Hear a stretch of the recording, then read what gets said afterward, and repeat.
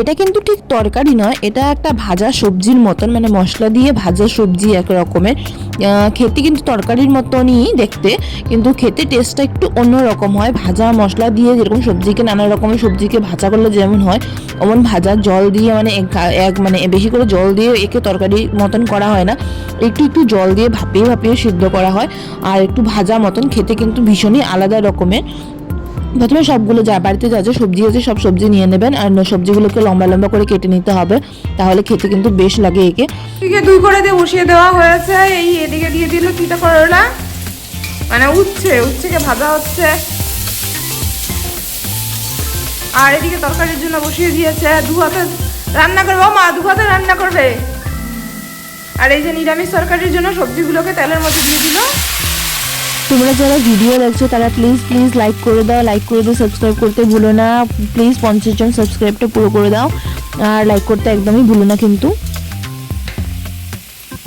তেলের সাথে মা সবজিগুলোকে ভালো করে মিশিয়ে নিয়ে তারপর এক এক করে মশলা দিচ্ছে। হলুদ দিল, তারপর দিচ্ছে জিরে ধনের গুঁড়ো দেবে।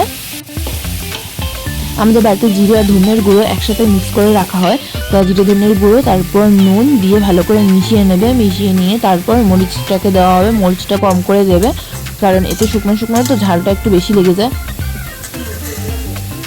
কারণ জলের পরিমাণ খুবই কম থাকে এতে, জল একদমই না বরাবর থাকে, একদম ভাজা ভাজা টাইপের মশলা একটা হবে।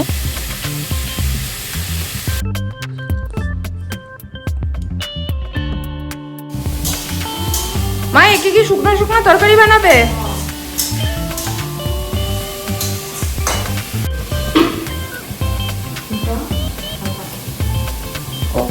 কি করলে? একটু কমিয়ে দেব, নাইলে পুড়ে যাবে। আগুন কমিয়ে দিয়ে হালকা আঁচে রান্না করা হবে ঢেকে ঢেকে।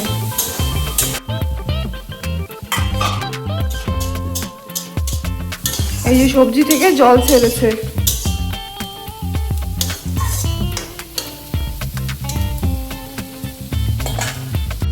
আবার ঢেকে দেওয়া হবে।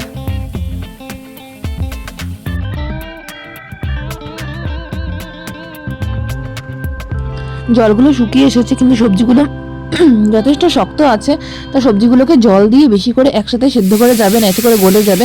একটু একটু করে জল দিয়ে তারপর হালকা হালকা করে সেদ্ধ করতে হবে ঢেকে ঢেকে। এই দেখো আর একটু জল দিয়েছে, বেশি করে জল দেওয়া যাবে না, একসাথে জল দিতে তরকারির মতন একদম গলে গলে যাবে, ওরকম না, একটু একটু করে জল দিয়ে দিয়ে বানাতে হবে। আবার ঢেকে বানাবে? অল্প অল্প জল দিয়ে ডেকে ডেকে ভাজা ভাজা টাইপে বানাবে। বাবার জন্য বানাবো, শুকনো শুকনো না। কার বাবা? আমার বাবা না, তোমার বাবা।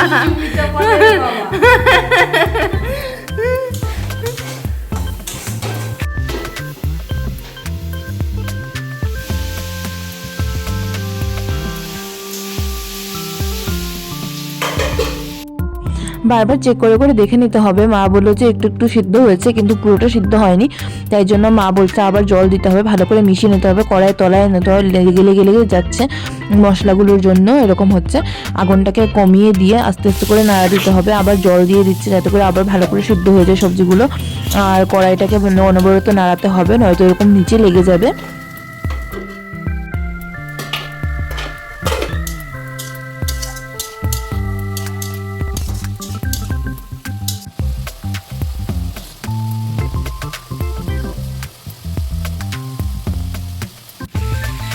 অলমোস্ট সবজিটা সিদ্ধ হয়ে এসেছে, আর কড়াইতে দেখেছো লেগে গেছে। তারপর গরম মশলা দিয়ে দিয়েছে 1 চামচ।